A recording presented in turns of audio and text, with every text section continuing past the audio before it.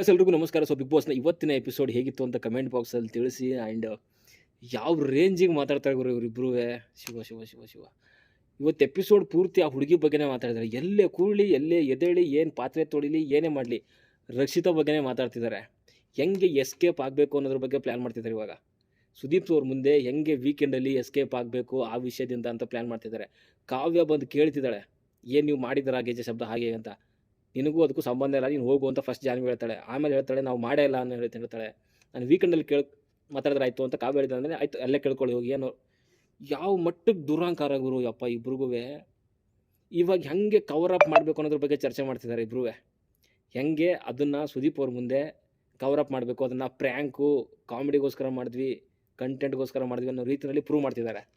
ಆದರೂ ಆ ಹುಡುಗಿ ಎದುರುಗಡೆಗೆ ಅಟ್ಲೀಸ್ಟ್ ಬೇರೆಯವ್ರ ಎದುರುಗಡೆಗೆ ಹೇಳಿಲ್ಲ. ಅಷ್ಟು ಕಿರಿಕಿರಿ ಆದ್ರೂ, ಕಿತ್ತಾಟ ಆದ್ರೂ, ಕೂಗಾಟ ಆದ್ರೂ ಕೂಡ ಅದ್ರ ಬಗ್ಗೆ ಮಾತಾಡಿಲ್ಲ. ಆಮೇಲೆ ಪ್ರ್ಯಾಂಕು ಅಂತಾರೆ, ಆ ಹುಡುಗಿಗೆ ಒಂದೊಂದು ಅಂದಿದ್ದಾರೆ ಅವರು, ಆ ರೇಂಜಿಗೆ ಕೂಳೆ ಕೊಟ್ಟವ್ರೆ.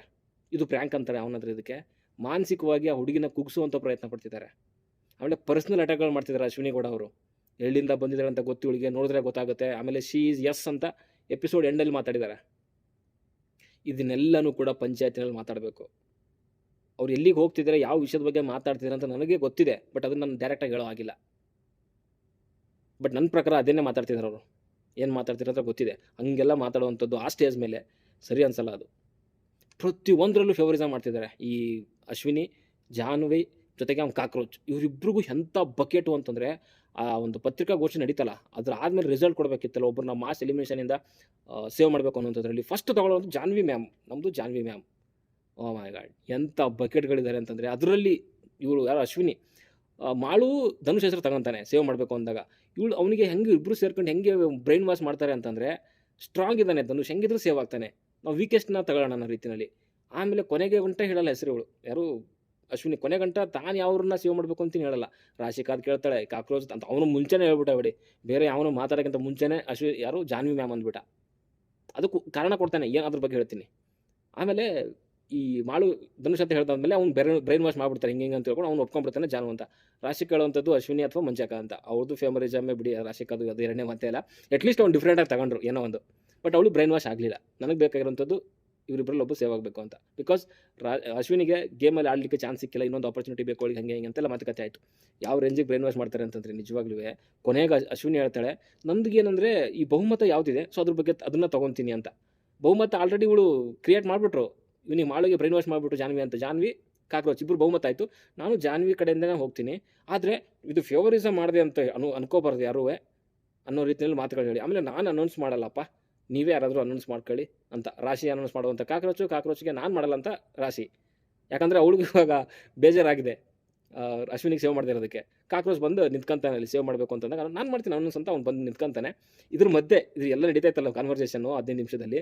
ಗಿಲ್ಲಿ ಈ ಕಡೆ ಕರೆಕ್ಟಾಗಿ ಹೇಳ್ತಿದ್ದ, ಜಾನ್ವಿ ಸರ್ಕಾರನೂ ನಿಮ್ಮದೇ, ಬಹುಮತನ ನಿಂದೆ, ನೀನೇ ಫಿಕ್ಸು ಅನ್ನೋ ರೀತಿಯಲ್ಲಿ ಹೇಳ್ತಾ ಇದ್ದ. ಅದು ಹಾಗೆ ಆಗೋಯ್ತು. ಬಂದ ತಕ್ಷಣ ಇಲ್ಲಿ ಕಾಕ್ರೋಚ್ ಅನೌನ್ಸ್ ಮಾಡ್ತಾನೆ. ಅನೌನ್ಸ್ ಡೈರೆಕ್ಟಾಗಿ ಮಾಡಲ್ಲ. ಸ್ಟಾರ್ಟ್ ಮಾಡೋದು ಹೆಂಗೆ ಅಂತಂದರೆ, ಈ ಜರ್ನಲಿಸ್ಟು ಮತ್ತು ಪತ್ರಿಕೋದ್ಯಮ ಪ್ರೆಸ್ ಮೀಟು ಅಂದರೆ ಅದೊಂದು ಸ್ಟ್ಯಾಂಡರ್ಡ್ ಇದೆ, ಅಥವಾ ಅದೊಂದು ಏನು ಗಂಭೀರತೆ ಇದೆ, ರೆಸ್ಪೆಕ್ಟ್ ಇದೆ ಯಾರ ಮೇಲೆ, ಪ್ರೆಸ್ ಅವ್ರ ಮೇಲೆ, ಜರ್ನಲಿಸ್ಟ್ ಮೇಲೆ ಅನ್ನೋ ರೀತಿಯಲ್ಲಿ ಶುರು ಮಾಡ್ಕೊತಾನೆ. ಇಷ್ಟೆಲ್ಲ ಪುಂಗು ಅವಶ್ಯಕತೆನೇ ಇರಲಿಲ್ಲ. ಡೈರೆಕ್ಟಾಗಿ ಜಾನ್ವಿ ಅಂದರೆ ಮುಗ್ದೋಗಿರೋದು. ಅಲ್ಲಿ ಫಸ್ಟ್ ಆಫ್ ಆಲ್ ನಡೀತಿರೋಂಥದ್ದು ಜರ್ನಲಿಸಮು ಅಲ್ಲ, ಈ ಕಡೆ ಇಂಟರ್ವ್ಯೂನೂ ಅಲ್ಲ. ನೀವು ಕ್ವಶನ್ ಕೇಳ್ತೀರಿ, ಅವರು ಉತ್ತರ ಕೊಡ್ತಿರೋವಂಥದ್ದು ನಿಮಗೂ ಅಲ್ಲ, ರಾಜ್ಯದ ಜನತೆ ಕೊಡ್ತಿರೋವಂಥದ್ದು. ಓಕೆ, ನೀವು ಅಂದ್ಕೊಂಡಿರ್ಬೋದು ನಿಮಗೆ ಏನೋ ಒಂದು ಅಧಿಕಾರ ಕೊಟ್ಟವ್ರೆ ಏನದು ಜರ್ನಲಿಸ್ಟ್ ಆಗಿ, ಸೊ ಅವರು ನೀವು ಹೇಳೋ ಪ್ರಶ್ನೆಗೆ ಉತ್ತರ ಕೊಡಬೇಕು ನಿಮಗೆ ಅಂತ ಅಲ್ಲ, ಜನಗಳಿಗೆ.